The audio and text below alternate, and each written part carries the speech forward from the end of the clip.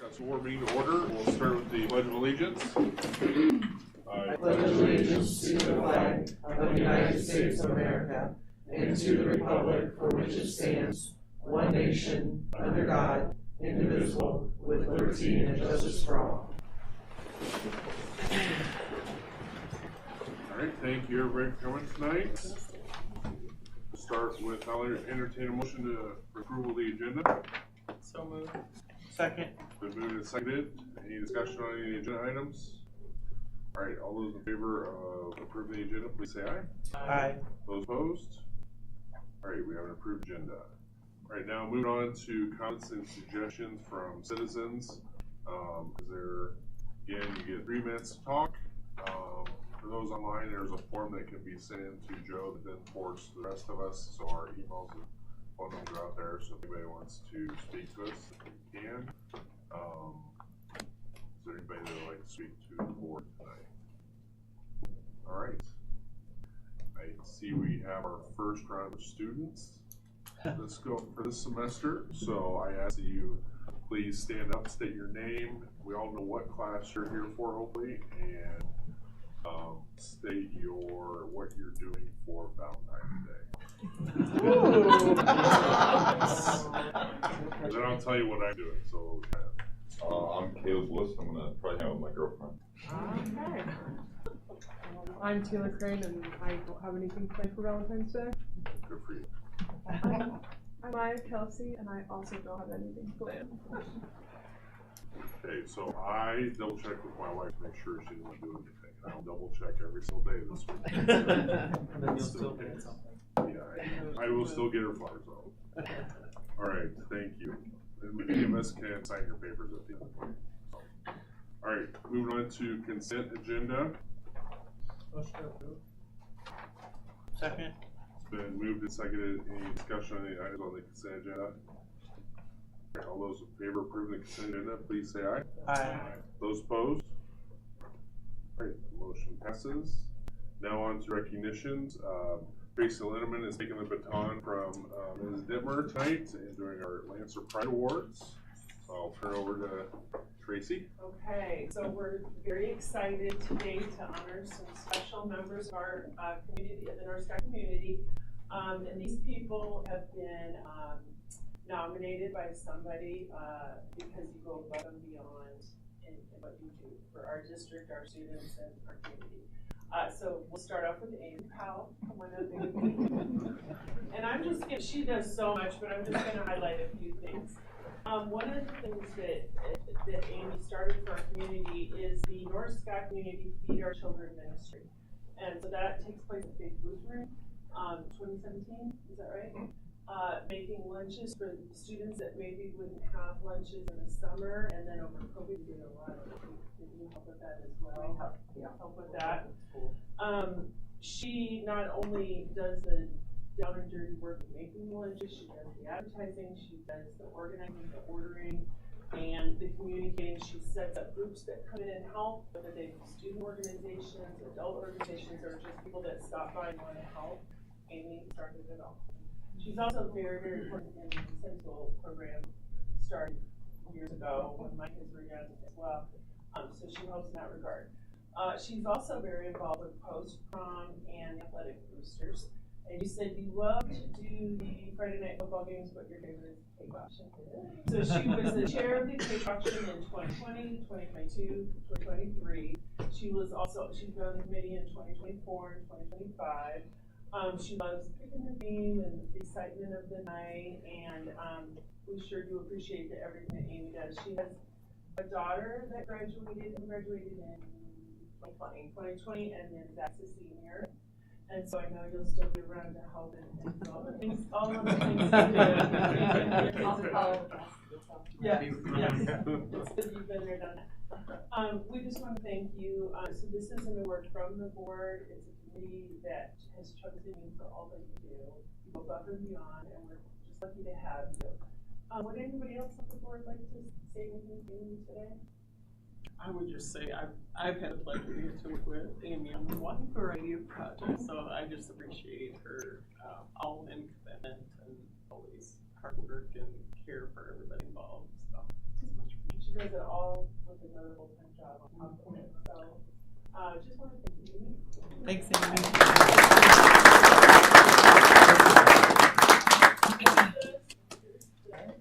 I'll also add, Amy also helps with our student at home too. Oh, nice. Are you ready? All right. Thank you, Amy. Thanks, Amy. Next, we have Missy. So Missy is a literacy aide at White, correct? And you work mostly with the kindergartners. You need extra help, boy. That takes a special person. If I volunteer for 1 hour, kindergartners are faster for like me. So thank you so much. Your favorite part is watching them grow and learn. You find it rewarding when you click with certain students and they look so forward to spending time with you. And you love their innocent, smiling faces and personalities. That's wonderful. You also do lunchroom duty, another thing that is exhausting. You've never volunteered even for a little bit, and that's a regular position. So thank you so much. You said they love some of your phrases, like the cool phrases like "that's bussin', no cap or bruh." Right? She's very hip on and you feel blessed to be a part of our district, but we feel so blessed that you're in our district, and we know that you go above and beyond, and thank you so much for all you do. And tell us your kids' ages.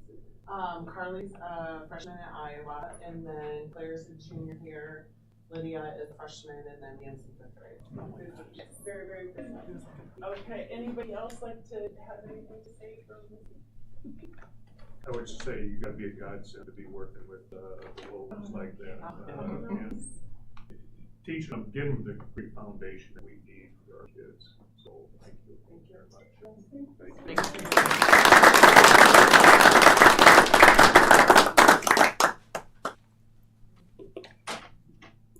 One more. Thank you. Thank you. And Kelly, come on up, Kelly. Kelly has been at Allen Shepherd for 25 years, and I think I've known you the whole time because I have kids all the whole gambit. You do so much above and beyond for the kids. Not to mention, this wasn't even on her, but the COVID time was so challenging, and she had the most fun videos for our kids to watch and to motivate them, and it was so special, and it really helped the kids stay involved. And so thank you for all of that. But she said the running joke is that a counselor is. Since multitasking ninja and superwoman's already taken, we'll just go to the school counselor. That's so true. You have to pick up, you do the fun things, but you also do the hard things. And Allen Shepherd had a very hard thing this year, and you help the students get and the faculty get through that. So thank you so much for all of that. Your highlight comes when you have been progressing with a student that might have some struggles, and you know that if they can get through their tier 1, tier 2 interventions, and then it finally clicks. That's what's rewarding for you. And you love when the report card comes out and they get an M. There's like nothing better. Thank you for all you do. I know that you go above and beyond because I had kids there, but I think in the whole district we know how wonderful you are. And your kids don't go to North Scott, but you do see us a lot when we're at activities. We cross paths all the time. Would anybody else like to say anything to Kelly? I will just say that the videos that you did for 2020, that's the year that I retired, they were amazing, and they brought the lightheartedness that you really wanted to share with that trying time. So thank you for everything that you do, and I know you've gone over and above in Shepherd as well. So thank you. Thank you so much. Elliot?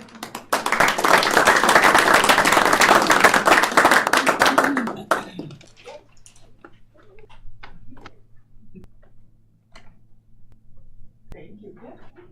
And thank you guys so much. You get to be invited to We'll punish that. Thanks a lot. Thank you. Thank you. No, thank you.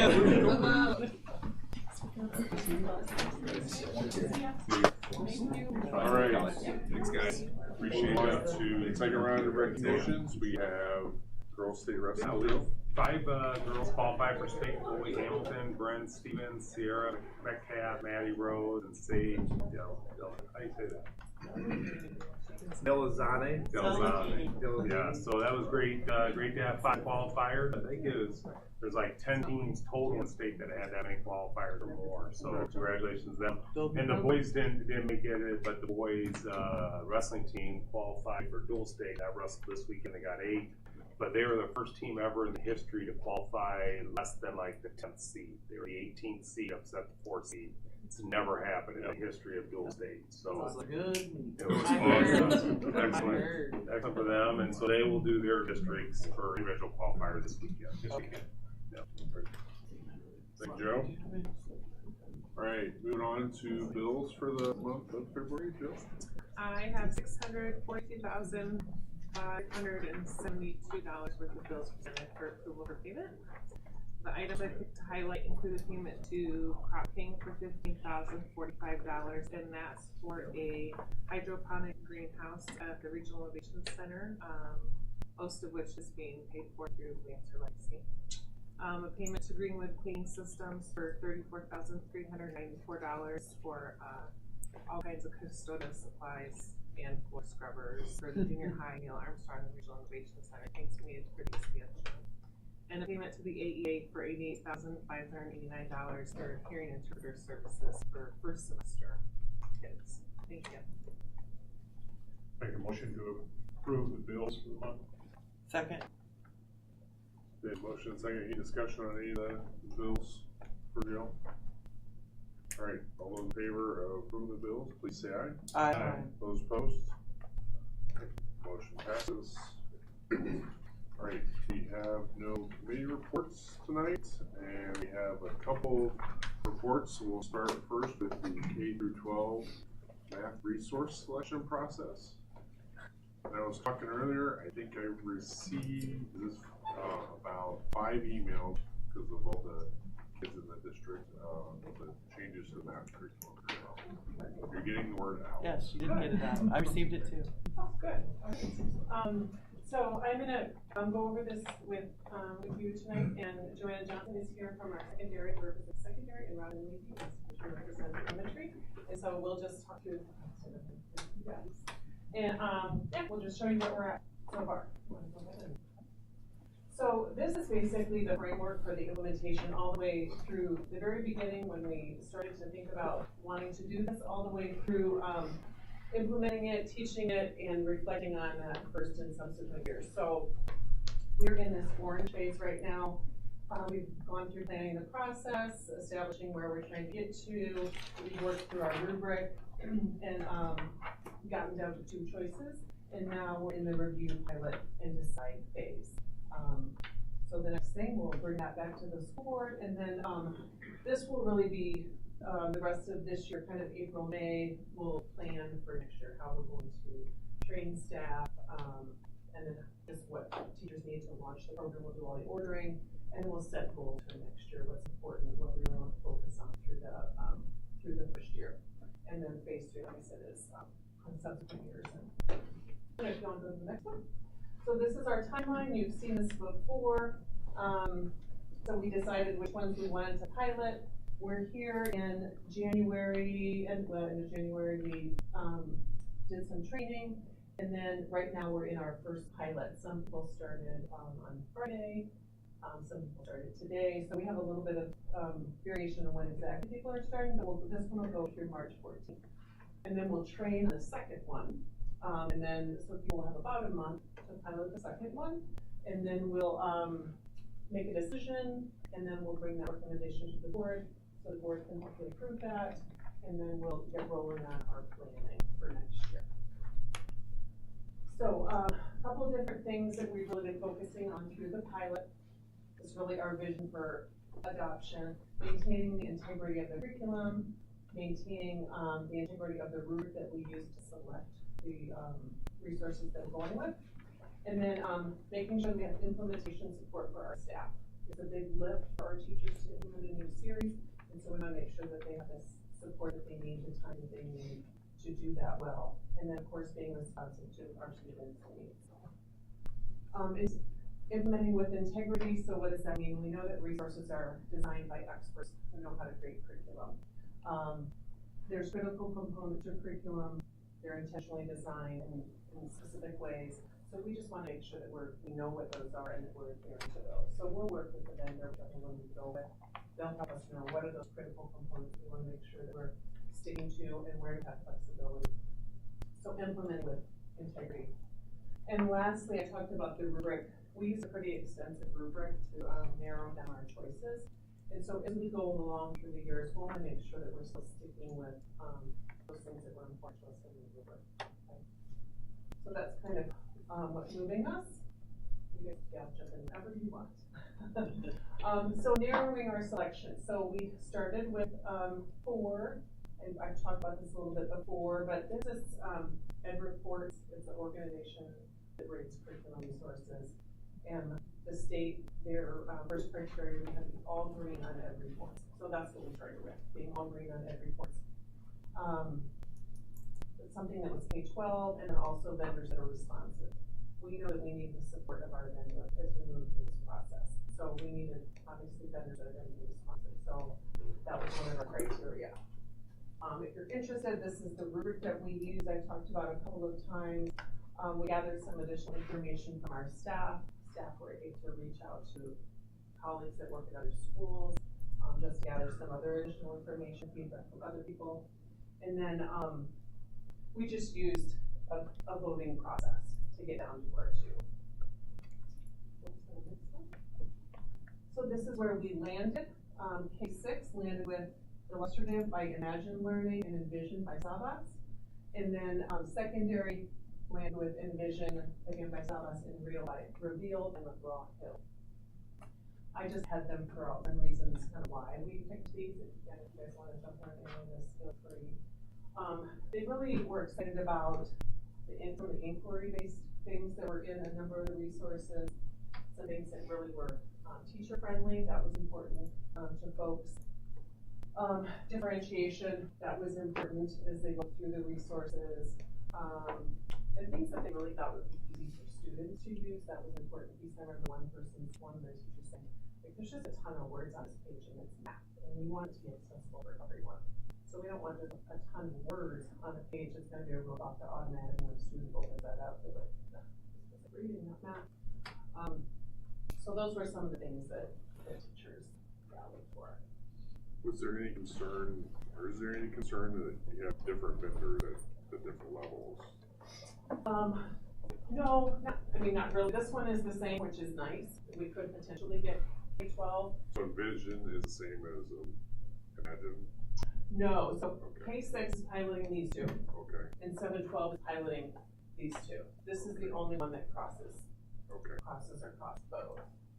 Being that 7-12, this is new for them. It's just a big step. I thought, okay, if they want to make that step, let's get to that step. And down the road, we can worry about And the rubric that we used really make sure that everything is grounded in the Iowa core standards, that it's grounded in, it has coherence, that it has the focus that we're looking for, the rigor that we're looking for. So I think it's okay we're using something different potentially across the board. So this is where we're at right now. So our current progress, so we'll meet, or the teachers and I will meet with the vendor weekly, video check-in or Zoom. Make sure that they don't have any questions, to make sure that they have all the resources that they need. So each team will meet weekly with the vendor. We'll collect feedback along the way, again, making sure that teachers are using the product with integrity. We want to make sure that they're using all the pieces to really know that this is something we want to go with. Are the math interventionists also a part of the team, not just the classroom teachers? Yes, yeah, the team is made up of interventionists, classroom teachers, special ed, coaches, and administrators. Yeah, great question, thank you. I can answer. So I just launched today, and it was a huge shift for my kids because we did more of a workshop model prior to today. This is meant to be a 40 to 45-minute lesson. It opens with more of a discovery approach where they kind of have to problem solve. It is a little bit less, I'm telling them how to solve it. And that was a little tricky, for some of my kids, but it felt like it was accessible to everyone. So that was good. Lots of manipulatives, digital manipulatives, which we did have some technical difficulties, but we're figuring it out. And then there's another video that goes with it with some practice problems. And I did have one student who used Envision in Iowa City when he went there, so he was pretty comfortable with it. Some things that kind of sold me and some of my teammates on this program is there's a ton of data that can be shared across the district, across our buildings. There's a lot of self-checking things, a lot of cool, for us it's hard as classroom teachers sometimes to find things that are enriching some and intervening with others, and there are components in every lesson for enrichment and intervention, and that is separate from what the interventionist would be doing. So I feel like I can also maybe close the gap a little faster with 2 sets of eyes, 2 sets of information. So I think it's kind of exciting to try something after my entire time in the district was everyday math, and so this is exciting. The kids are learning to be flexible, and so am I. I started having it in Algebra 2. I started on Friday, and I think that flexibility word is huge, sharing that often with our students and sharing, hey, this might be a little bit different, but this would be good in some ways too. You know, we're able to hit some of these standards maybe in a different way than we had before. We're able to use tables, graphs, manipulatives, equations, step-by-step processing through that, maybe a graphic organizer in a different way. We've seen some quality videos that they have as resources. And then another great benefit that I think is some of the online resources that they have for practice. Obviously, we have paper practice, which we printed out. We want our students to use. We want to see what they're doing, but also some of those quick checks where we can get feedback and have them organized. And they have a Math Excel component that works well with our Canvas LMS system.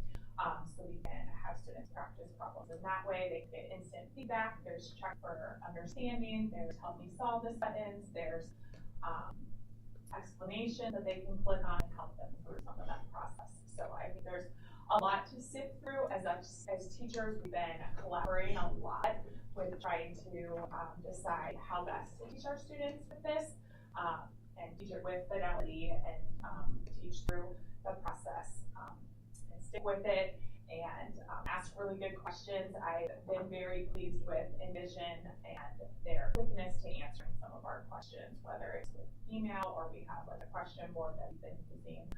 The training was really helpful a couple weeks ago, and they seem very willing to help us through some of this process. So it's a lot, but I've been really pleased to see the collaborative effort that we've been able to have together. I can't speak for illustrative because we haven't gone through that yet, but I will say Envision's staff is very knowledgeable. I've gotten several emails, so they're very eager to support us through this. Also, my counterpart and I are doing 2 separate units, so we're getting a bigger picture of what that would look like for 5th grade. And I had spoken earlier to the importance of the responsiveness of the vendors, and they have been super responsive and helpful. Because it's a lot to learn. It's a big lift for our teachers, so that's really important. No, it's okay. So at the elementary, there's 2 teachers per grade piloting. There's more people on the team, but there's 2 in each grade level piloting. And then secondary, it's 7th and 8th graders, and then our Algebra 1 and our Algebra 2. There will be geometry, but that covers our teachers with the pilot, so that's why we want those. So once the pilots are done, we'll use a SWOT analysis to come to that final recommendation that we'll make to the board. So we'll look at the strengths of the programs, what opportunities the program provides to us, and also of course what weaknesses it has, and then threats, what potential disruptions might it cause to our system. So we'll look at all of these. We'll review those final 2. So, next steps, of course, we'll continue engaging in the pilot, we'll finish with Envision, train on the next one, and then we'll pilot that one. Like I said, we'll come back and make that decision, so continuing to engage in the pilot. Of course, we'll collect, feedback along the way with ongoing support. The materials are going out to all the buildings, they're at them right now, and we're just on a rotation. So each week, the materials will move to a new building, so either parents can look at them or the rest of staff can get in and do the journey with them. Like I said, we'll meet with the team again to make a final selection in May, and hopefully have board approval again in May, and then we'll finish and then launch the implementation for this fall. Questions? How are you meeting all the standards and piloting programs at the same time? To me, it's gotta be very difficult. So the Envision, people talked to us about where we were within our pacing guides, and so basically we have all the materials to just pick up right where we were. So like I was doing adding and subtracting on like fractions up until Friday. Today I just picked up with mixed numbers with fractions today, and we just kind of Using their information. So the pacing still stays the same. We're, Joy is my counterpart at Shepherd, and she was ready to move on to decimals. So she's just picking up right where she was by moving into decimals. So It's work with vendors. Yeah, and we had a little bit of a flexible starting time, not everybody had to start today. So they were just finishing the unit or something, they had the flexibility to do that. And we haven't started the second. Right, the second one will start in, Hopefully the vendors are gonna be just as. yes, I hope so. Yeah. really, I think what it looks like is you just are finding where that unit aligns with what you already taught. And the standards are maybe a little bit different, like we've been focusing a lot on priority standards, and now we're focusing a little bit more on cluster level, and, within this curriculum, you know, there's a lot of standards, and sifting through some of that in the future. Right now, we wanna teach the whole unit like they have that, to see how that goes. But we'll have to make some of those adjustments going forward too. Thank you. What is the cost of these two versus what we're paying now? Right now, we're just paying, everything has been purchased, so right now we're just replacing annually our student books, which are around $5,000-ish for K-6. So this will be brand new for 7-12, so that will be entirely increase. And I don't have the quotes for what it will be to purchase a new one. I would anticipate typically they give you the student teacher materials, and then you just buy those materials and another digital access you want. So we'll also have to decide if we want print or digital, or if we need both. So that will be a decision we can make, but sorry, I don't have a forecast. There is, added on to that, everything that's in my manual is also online and can be printed. So if you prefer that kids show their work and things, you can print out anything that was supposed to be, maybe it's not exactly what was in the book that you would purchase, but it is something similar that would get you the same approach. And it's nice they connect both, this one connects both with Google Classroom and Canvas, so they can push things out. Through our LMS.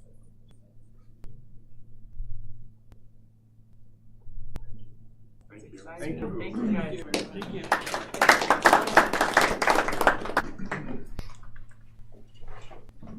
All right, excuse me, our next report, thank you ladies for coming in. Yeah. How would you say parents can take it, Nicole? They still have so many questions. Oh, sorry, oh. No, Nicole. just you. Just you. Just me, sorry. Do you want me up here? No, I just had a question. Like, so you said parents can take a look at it. How would they do that? Like, how would they see what they are currently learning versus the new way? Do you know what I like? So at the elementary level, you know, it's the way we used to do math versus the way we do it today. How could they see the difference maybe of the lessons or whatever? So we sent out to each parent one of those who are in the pilot, and then also everybody else to let them know when we would be reviewing the materials for them, and I'm there. So I'm happy to show them, walk them through that, if they have questions about like, how does it compare to what we're doing? And maybe they just want to see, you know, the new stuff. Then you have the meetings, there's 5 meetings set, right? Are you going to like video those meetings? I'm not, because I'm not presenting, I'm just there, like, it's a Q&A, so, yeah, so I wasn't. Can you do that? I mean, at 3 o'clock in the afternoon, I don't assume many parents are gonna be able to attend, right? They're from 3 to 4. They So are, yeah, and I'm there's happy to some sort of schedule another one outside of that time if people want to come in and be happy to do that. I can video, but Like, the do day you I was like a Zoom, like a recorded Zoom? Because I imagine it's only, you only do one elementary, right? Like, you wouldn't have to record every single elementary meeting, right? So maybe one at the elementary level, do, you know, online Zoom for it or whatever that is recorded so you can actually send that out. So, because I'm assuming you're presenting on it. I'm not presenting, it's just like I said, like a Q&A, if people want to come in and have questions about it, so, but I could try to put something together. Okay. To kind of show people what it looks like. Yeah. Maybe yeah, just, we can do. you know, do the 2-minute videos or something, like Yeah. every 10-minute video, here's what a kind of sample lesson looks like. Yeah. Might, because then maybe you wouldn't, nobody would like have any, I don't know if they know what questions to ask unless they're a former math teacher, I don't know. Right, yeah. You know, it would be nice for them to see just a visual look at what they would have learned, here's what how it is, and maybe that would answer the question. So, Yeah, yeah. I don't know how much interest you would get, but if there's something in the video that you can send out, that Sure, yeah. be See more what we can informative. do. Yeah. And as far as, I mean, we're kind of using everyday math, like, we've had it for a long time, and I know a lot of our teachers have really building from it, just so kind of say what we're doing right now. I don't know that I could say that we're really using everyday math in our classrooms, so teachers are making the lessons the same, but absolutely can show them what it looks like, what the new looks like, for sure, yeah. And do you think, like, I mean, it seems like there's a bunch of great resources for them. So instead of making, you know, the lessons, maybe they can use some of the, you know, the ones that are given and really have more time to be able to help if people are struggling, or, you know, rather than spending time kind of coming up with, you know, that's probably gotta do a lot of work. Right, I think that was part of the benefit, is it gives teachers a really solid starting place, and it's consistent across the districts, consistent across all of, right, across all of kindergarten. Everyone has that same foundational place to start. And like I said, those critical components, and we know this is a really important piece of this, and then this is where we have a lot of flexibility for teachers to use their judgment and their craft and all those things that make us like that. Seems like there's a lot of excitement around this, so it's really cool to see. Yeah, I think so. Yeah, and I can't give enough kudos to the teachers who jumped in and are piloting and taking that extra time, and they've been super flexible, and it's been great. Yeah, it's been great. Yeah. Any other questions for Nicole? On to facility report, I believe Mr. Rosenfeld is in the. I'm here, you pull that up, Joe. Well, I can pull it up on mine, it wasn't attached, so.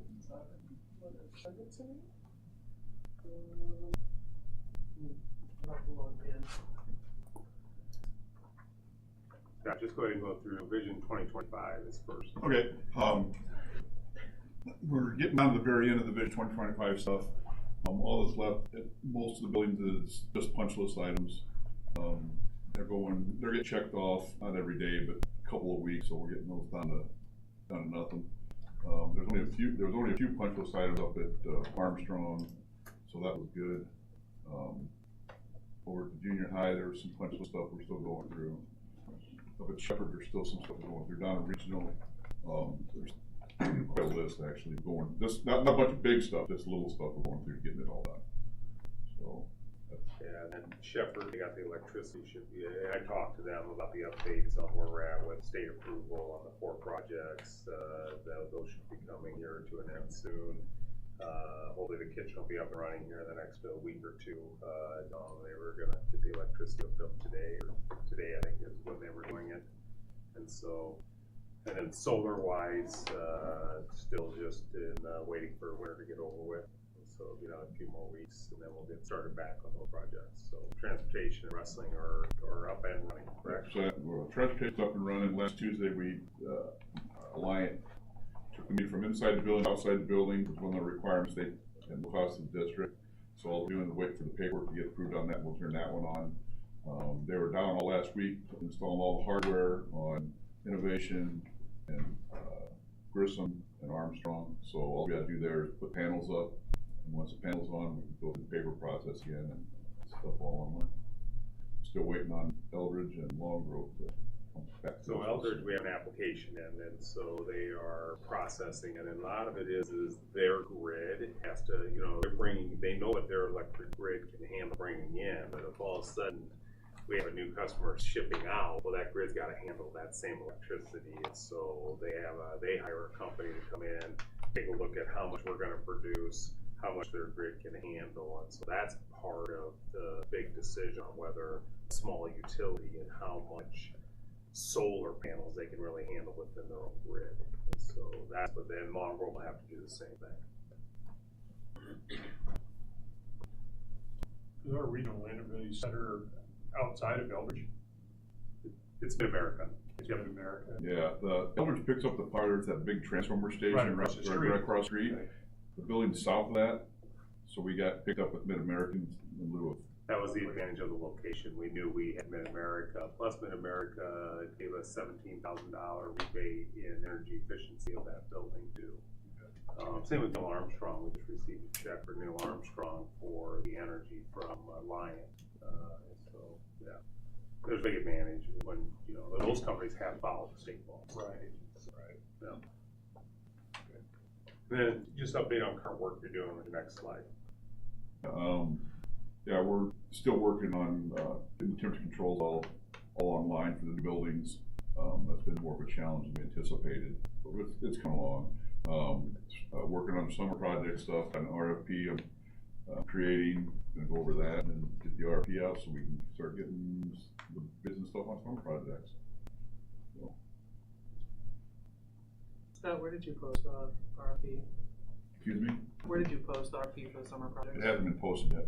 It's Okay. gonna be. Where are you posting it?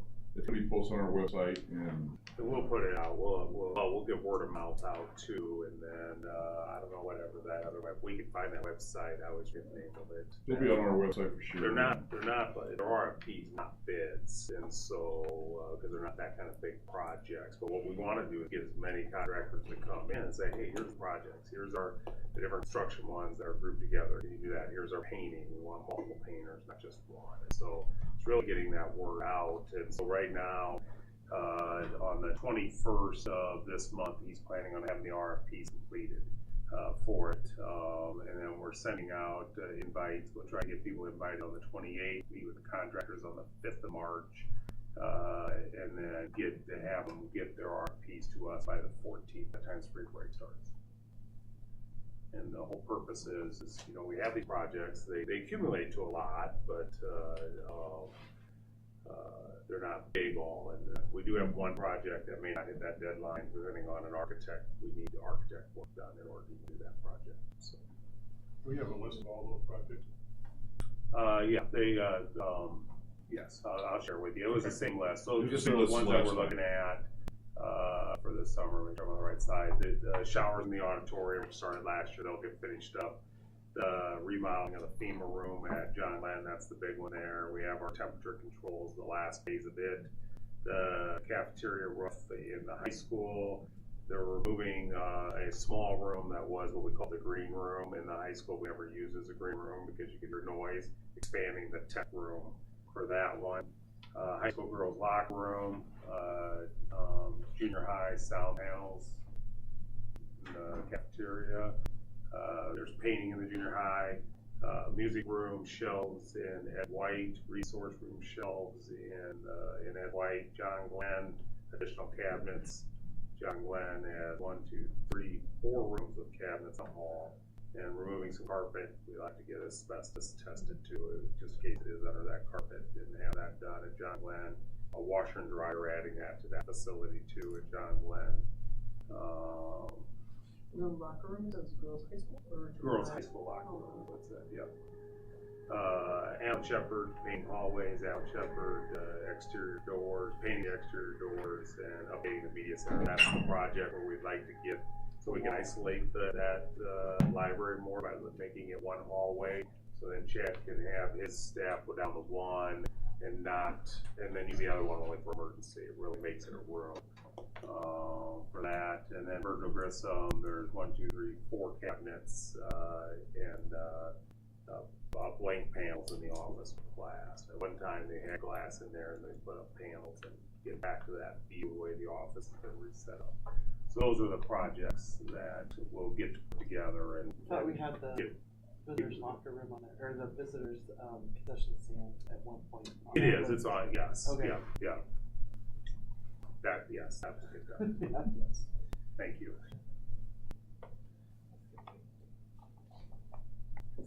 Thank you, Scott, for all you do. Anything else, Joe? Yeah, the only other thing is just remember, at some point we do need a large facility committee meeting as we get past Vision 2025 and we're saying, what are those bigger projects? And I'm not talking about running a bond, but one where you would have the save money, that we have 1.5 million a year, it is accumulating. As we wrap up, what are those next big projects? On that was soccer field, entrance press box, baseball field, high school orchestra room, locker rooms in general, junior high, high school, playgrounds. That's a big one. A lot of our surfaces, but also a number of them are getting out of dated. And at some point, we got to have that vision. What does that look like? What is the order of that going to be in, and how that's going to happen? So that's a longer than just saying these are on the list. We need to come together as a group and start thinking about that as we wind down Vision 2025 and the strategic plan. We'll go from there. Okay. That was it. Great. Any questions for Scott or Joe? Silly? I know there was the posting for Ed's position. That would be the other thing, is we have posted for Ed's position. Indeed seems to be the place we get most of our applicants from, or at least that I see. Maybe you're getting them from another Only one we've gotten on the other one, the state website. The state website, and so I don't know, 20 plus apps. I don't know, maybe one licensed app in the entire bunch that might be licensed in HVAC or electricity or that. Nobody jumping out and says, oh, here's a licensed individual, and we'd love to have electricity, and if not electricity, we'd love to have HVAC, and if not HVAC, we'd love to have plumbing, like they have one of the three. But they're not jumping, there's not much of those apps coming in, so. And do you have a deadline on that? I don't recall. We did not have a deadline on that.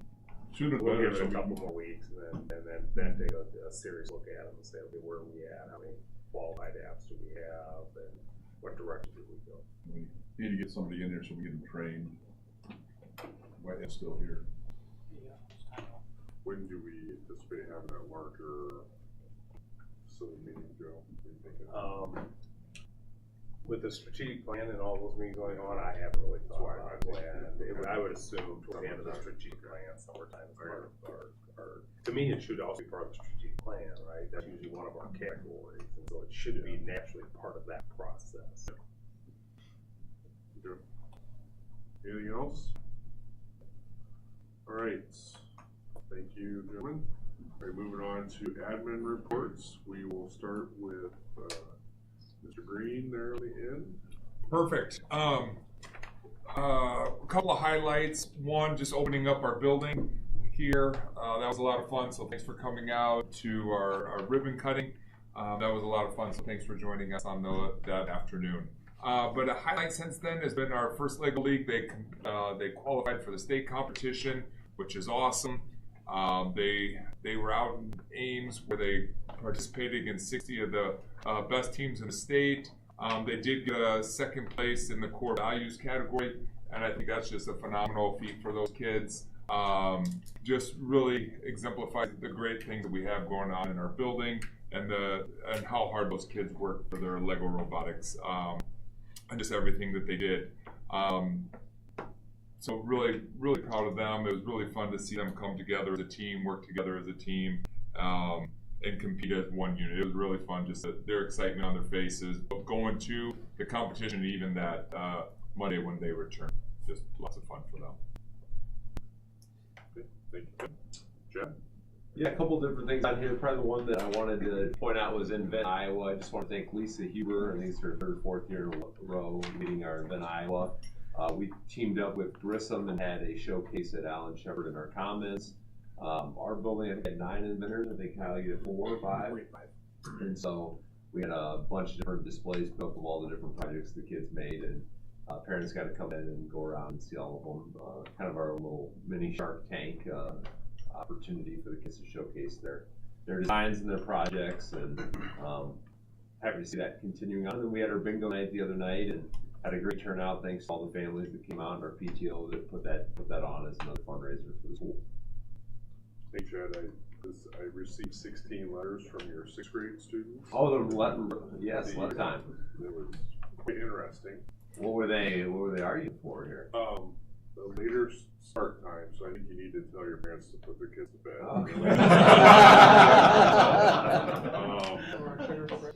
Yeah, there was 2 for PE, 1 against PE. Okay. And the one that really surprised me was, no, 2, sorry. First one was how important street smarts are versus book smarts. And also they want us to enact the students grading the teachers. Because they know when a teacher is doing well or not. Yeah, well, they always do a good job with that project every year. So 16 though, you were probably the winner then. Yes, that's quite stacked. All right. Okay, Joe got 5. Okay. 4-day week. That was the big one. 4-day week. Response. Yeah, you gotta get That back. was issue of correspondence, right? Easy if you just go Form letter, no. Thank you for your consideration. Duly noted. We will look. I hear what you're saying. And it's surprisingly only 1 cell phone, which was for my son of all. All right, Jeff. All right. Hard to believe we're already starting to plan for next year with our 6th graders coming and visiting, and so we're doing all the music showcases and our music teachers going out to the elementary schools. So that's off and running. But I'm going to focus on. It's actually our late start day. We were lucky enough to keep our field trip going, and we went to the hockey game. Our 8th graders did. And then probably the most exciting part of the whole day was we ended our field trip going to the Regional Innovation Center. So everybody's driving by it, everybody's hearing the buzz. Our 8th graders were able to go around and visit with each one of the teachers out there and actually see the classrooms and see the different options and pathways. And so the timing of it just fell perfectly. We worked with Mr. Lane and his high school team. And the counselors came the day before talking about the different classes that the kids could take. And then the next day, they finished their day out there. And it was about an hour and a half, 2 hours, I want to say. But the kids were moving. They were blown away at all the different options they had. I think the winner was kind of cheating. They had a puppy in one of them. But the construction, I mean, just all the different opportunities. So the kids came out of there, and it was awesome. So I was able to kind of talk to them and hear the excitement and the things that they want to do. So thank you to Mr. Lane and the high school team for that. So over at Grissom, one of the things I wanted to highlight, last month our student council, they organized a penny war to raise money for University of Iowa Family Hospital. It was pretty cool how they did it. Students brought in loose change every day.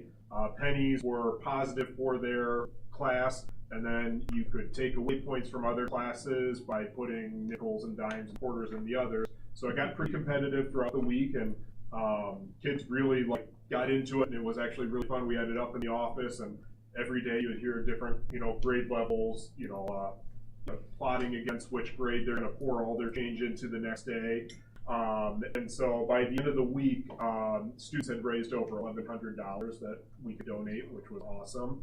And then it was also just a good chance for practicing some math skills of counting out change, because we don't always get a chance to do that. So lots of change counting was going on. But again, I was very impressed just by the generosity of our students and just how, invested they were in it. So it was fun to see their excitement with it. So thank you to our student council for organizing that. Thank you, Kyle. Here. John Glenn also had our bingo night. We had it on Saturday, and it was another huge success, so that's really exciting. One great opportunity that our student had on Wednesday the 5th, so Wednesday of last week, our librarian, Amy Lampers, partnered with Scott County Library, and we were able to have a Zoom over the lunch hour with Iowa Children's Choice Award winning author, Megan Freeman. So it was nice to see the number of students who chose to go in that room over the lunch hour and participate and interact with the author. So that was something pretty special that we were able to do. Here? I'd like to highlight our junior achievement volunteers are phenomenal. A couple weeks ago, our second grade students were lucky enough to have one of the junior achievement volunteers was from Purina, and they brought in their robot dog, and the robot dog was called Spot, named Spot, and so they were able to see the way Spot could move, and they were able to talk about all the different jobs that the dog has throughout the day in the factory. So that was pretty exciting for them. And then also as exciting is this Thursday is our K-1 music program, and it's titled The Day the Crayons Quit. So it's always fun watching kindergarten first graders, so you're all invited. Our Yes, pre-K high school. 2 is tomorrow night, and it's pajama party. So I don't know. We did the same one last week. It was great. Tons of fun. Wear your PJs. Thank you, Gary. Andrew?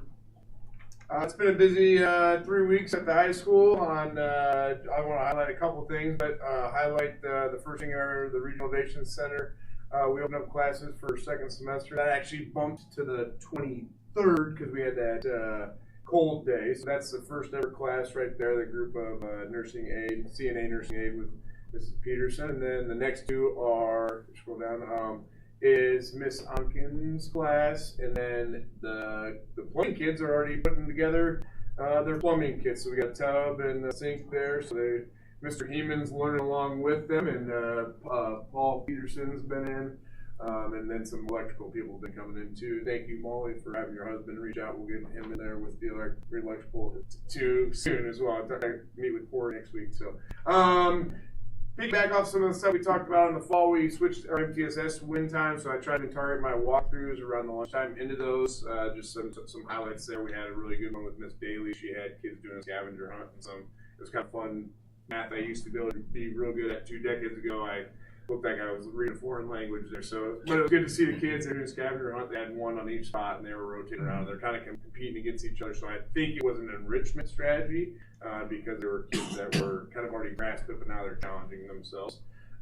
As you guys know, Lancer Productions is awesome for us.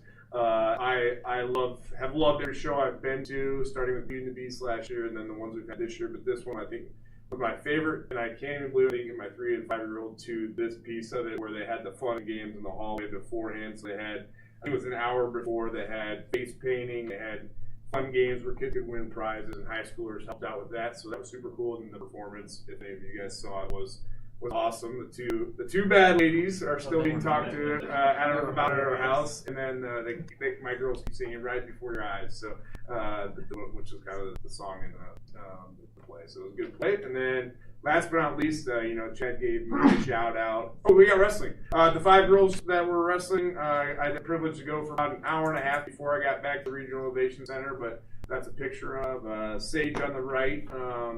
She was our heavyweight. She lost the first one, but then went on like a 4-match win streak. I can't remember when she finished. She went 5 in a row. And then the one on the left is Chloe Hamilton, got a pin. She lost the first time, got a pin in her second round. So cool to see them in person. That arena is awesome. Really cool to see what female wrestling has done in the last 5 years specifically. And then last but not least, that event. What do we got there? Is that Regional Innovation there? Yeah. So we had students, shout out to Mr. Hunter. He did a great job with FFA kids have to do some of this for their leadership program. So Evan helped with the vet one. So he was actually in the picture on the left there if you look closely. But yeah, the vet science was good. It was really cool. Chad gave me a shout out, but I got to give them a shout out. The 8th graders were super well behaved.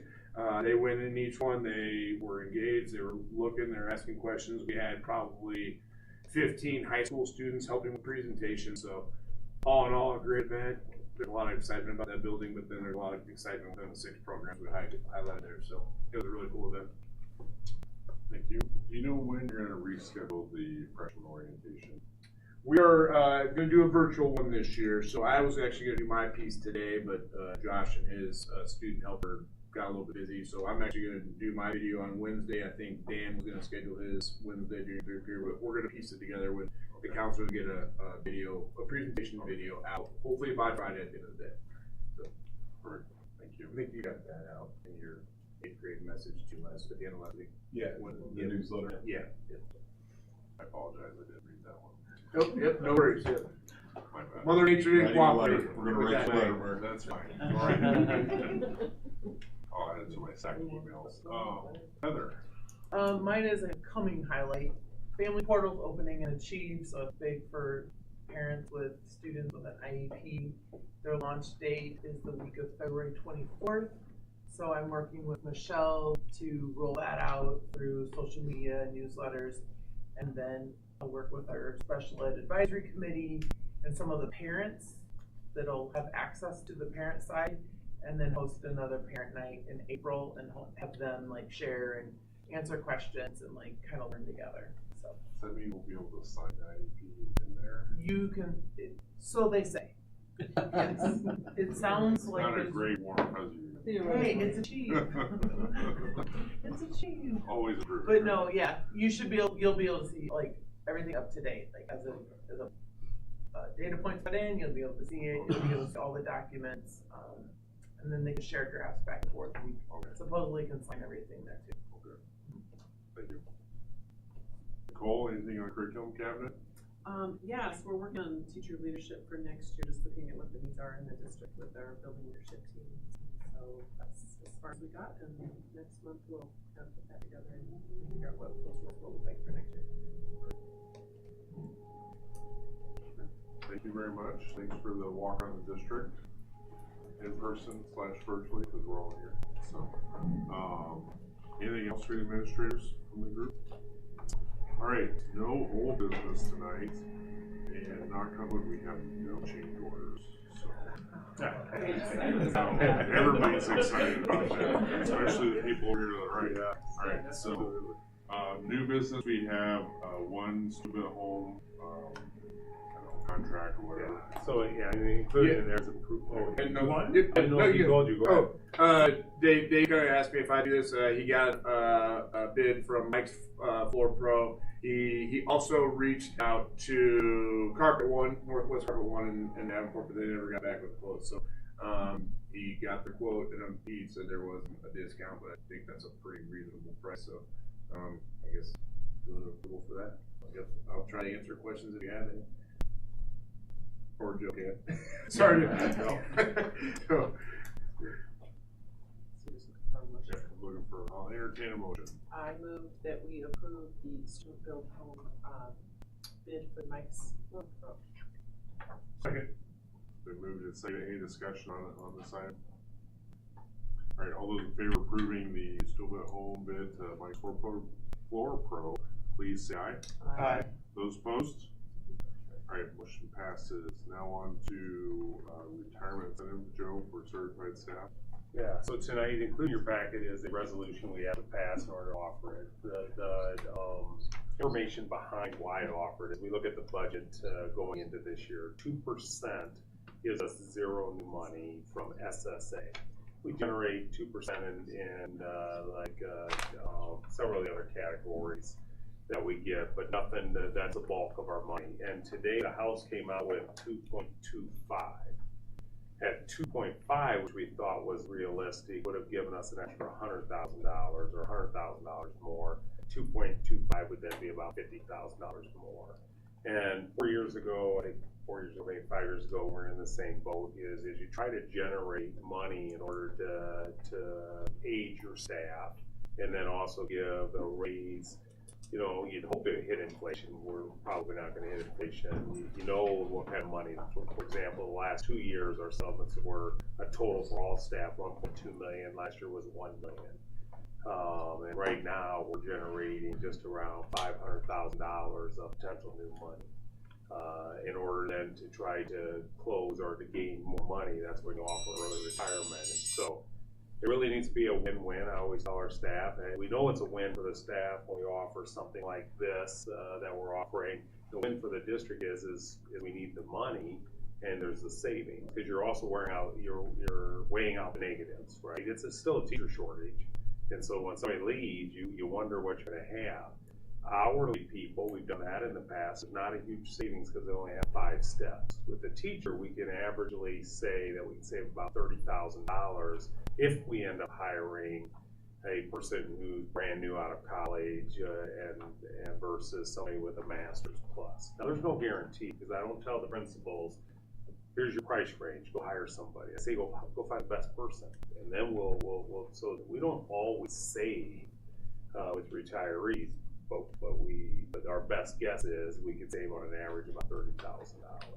We have approximately 11 people we think that really fit the rules of retiring, plus are close enough to that age. I think there's a total number of maybe 15 or 16 who could take it, depending on maybe they have some background we don't know about. But it's not a huge number.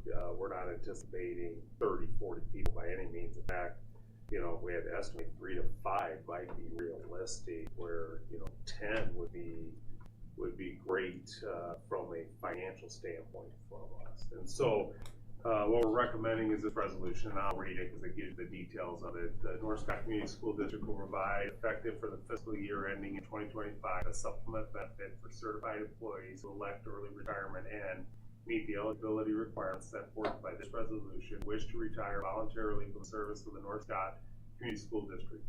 Whereas a supplemental retirement incentive provides 2 general desirable benefits. It provides financial advantages to those persons who are near a personal decision to retire, may enable necessary staffing modifications to take place without disrupting careers of those who wish to continue their employment in the fields of education.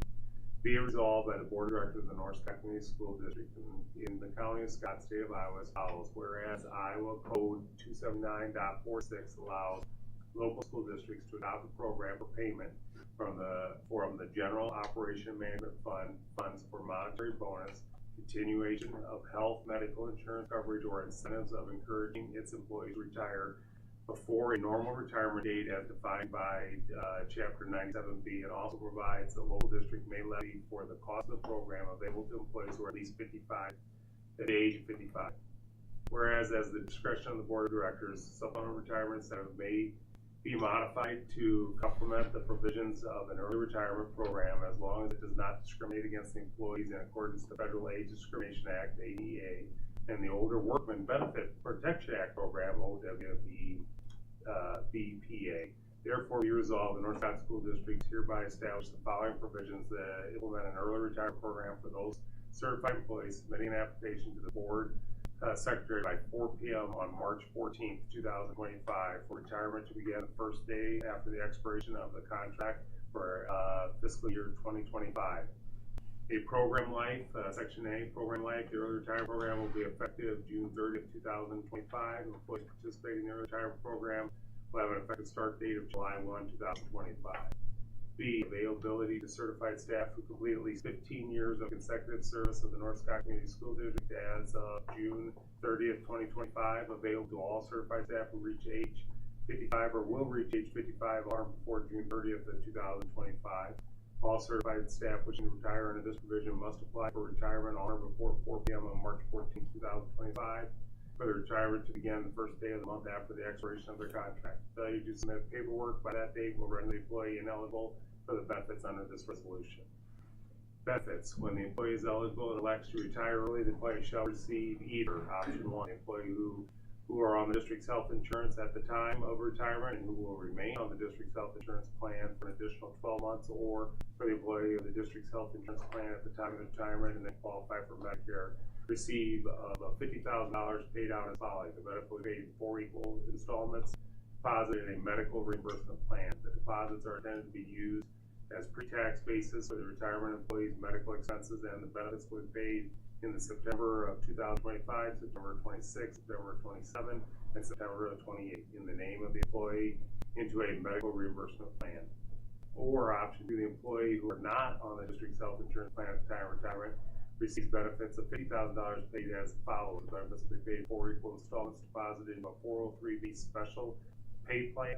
The benefits will be paid September 25th, September 25, September 26, September 27, September 28 in the name of the employee in a 403B special pay plan designated by the school district. Additional provisions and exclusions.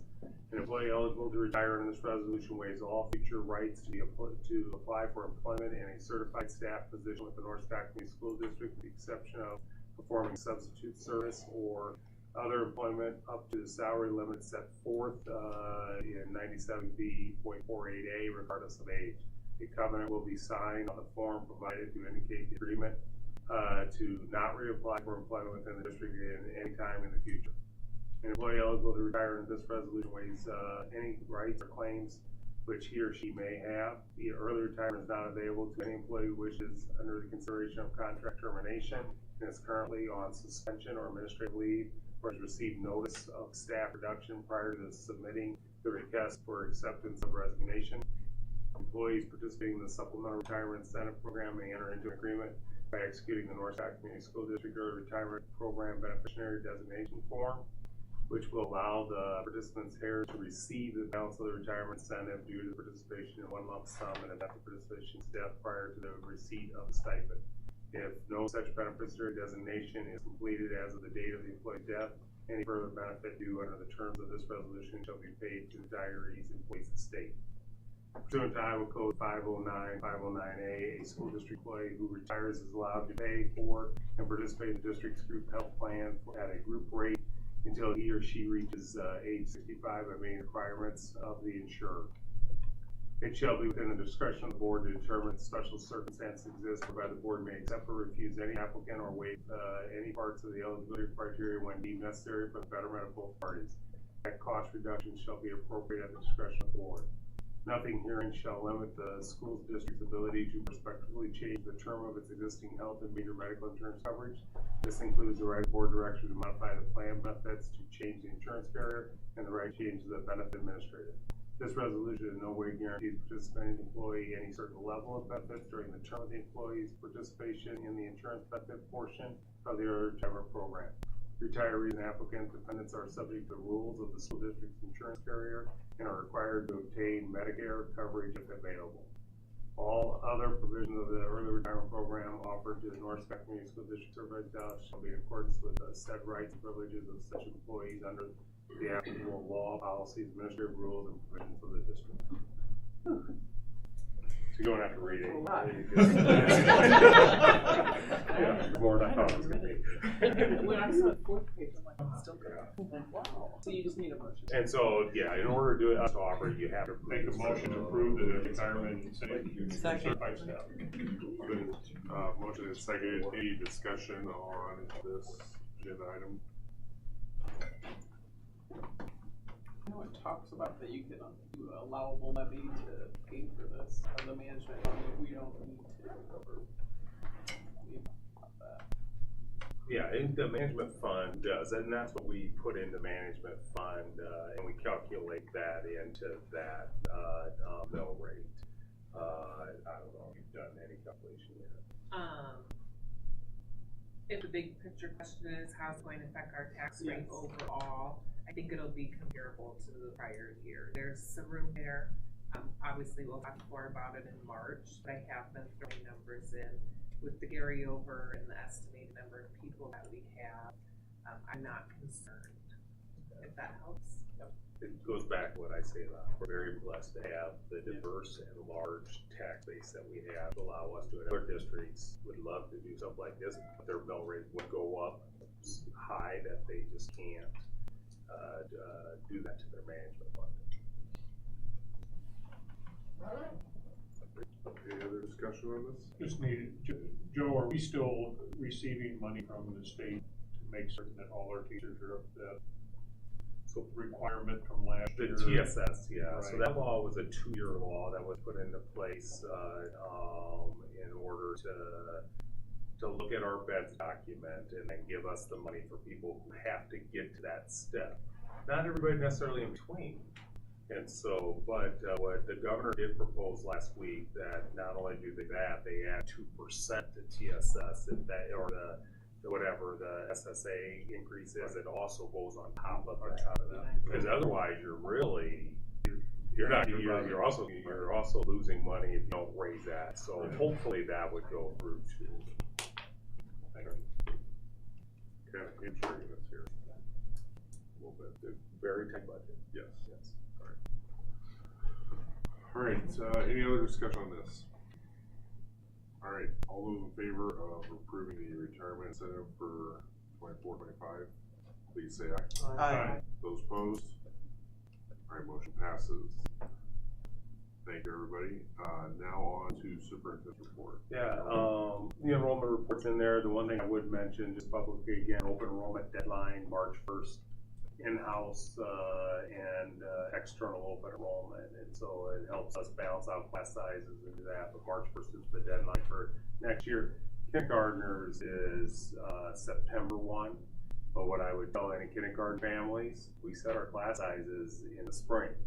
And so whether we have room, you would want us to know now, not August, because there's no guarantee we have space available in August. When is kindergarten roundup? Kindergarten information is March 3rd. March 3rd. Yeah. And I could probably let one of them speak to it, because I think a lot of people think about kindergarten roundup the way it was 2 or 3 years ago, but now if one of you wants to speak about the information meeting and then what we do in the spring. Yeah, so March 3rd we'll have, this will be our second year where we have an informational night for families over at the high school in the auditorium. The first hour is dedicated for families to talk about kindergarten and pre-K and what the difference is between those programs. And then after that we have a little breakout session where we'll each have a table, we'll give them the information that they need. I think Derek's going to be there to talk about transportation, Teresa's there to promote childcare. And then after that ends, then we'll do 4-year-old preschool. We'll go back up and take the stage to talk about 4-year-old programming for families. And our big message is to, A, get them registered. We want to make sure we try to find as many names out there of all the kids so we have a good idea for numbers. And then our plan for May is we'll do an open house style event for those kids. Then once they know where their school will be, we go in and see the school, meet the teachers. It's really just an opportunity to get families in the door to see the school. And then August, we've got some different ideas floating around in terms of whether we do an assessment or how we can figure out how to balance out class sizes in terms of, you know, each school and what sections and teachers they go into. So we're still in the process of work on that. There has been a suggestion some of our neighboring districts do alternate start for kindergartners at the beginning to do assessments during that time. Then they really don't know their class until you finally go, and so, and what assessment we assess. Now we turn around, we do fast assessment. Yeah, we do a screener, or we do that assessment in August, but then we turn around and do fast assessment right away, and it's like, boy, you know, could we, anyway, we do both. We want just do fast and use that in August, but the state doesn't open up the window, and so try to figure out how to make it better, not only for our teachers, but also for the families. But we also know knowing their class before day one is important too. And so, yeah. The first day is a big deal. Yeah, really for us right now, the present moment, we just want to know how many kids are out there for kindergarten, because that really, staffing is such an important part. You know, we don't anticipate having many teachers leaving, and so we want to make sure we've got a spot for everybody. Yeah. Thank you. All right, legislative update. Really the big thing, we're watching SSA. I said the House today introduced a bill at 2.25, but it also had the $10 to close the equity gap. Had a number of other things. I barely just briefed it real quick this afternoon before our meeting started.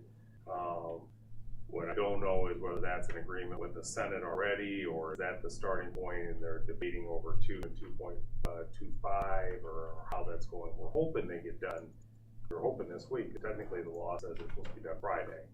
I would say if they're just now starting to debate, neither one's taking it to the floor. So unless it's been a done deal behind closed doors, it's probably going to be another week or two before we know. And so we just got to keep, you know, trying to get them to get that done. That's the big thing out there right now for us. So And then I send the weekly updates. I assume you all get, well, I know you do because I put your email on there. I would encourage you to watch them. I think that lady does the best job of really recapping what's gone over the week and kind of projects out what could be coming. And so I'm sure you all watch it, but they're worth watching, and they're quick. They're 8 minutes. So, spring break, the 17th through the 21st. Just a reminder on that. But March 3rd is the finance work session. It's not a regular board meeting. It's the finance work session.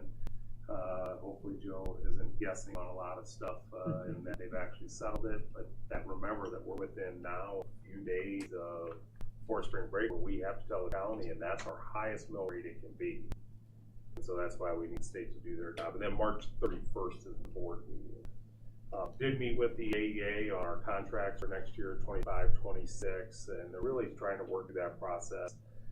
We get everything that we wanted through the AEA and still have plenty of money left over from what we get. And we anticipate the same thing next year, that, you know, special ed 90% has to be spent with them, and the other 10% probably will be too, so we don't anticipate anything.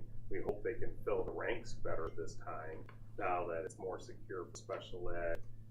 But all the other services that we've always had, it fits within our contract, and we still have money left over. So that's a good thing for a district like us, our size. Not every small districts don't get to say the same thing. And so, but it's been great working with them, trying to figure out this whole new process for them. So, and that's all I have. All right, any questions for Joe? All right, moving on to board comments, correspondence. I just have one thing. Just a reminder to all seniors and families and seniors that this Friday is the deadline for the Norstad Educational Foundation scholarship application. It's a video submission again this year. It's our second year doing that. So just make sure you get those in. There's no late application. They can get to that through the school district. The school district sent out an email that gave them the link for the application. And they pretty much all came from the blast.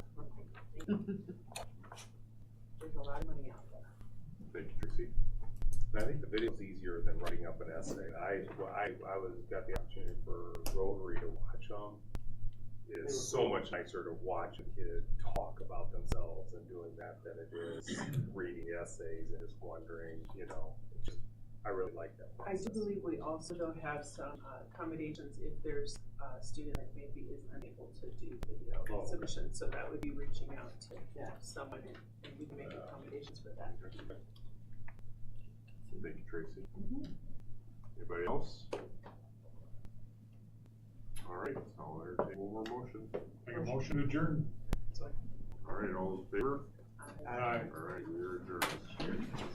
Thank you.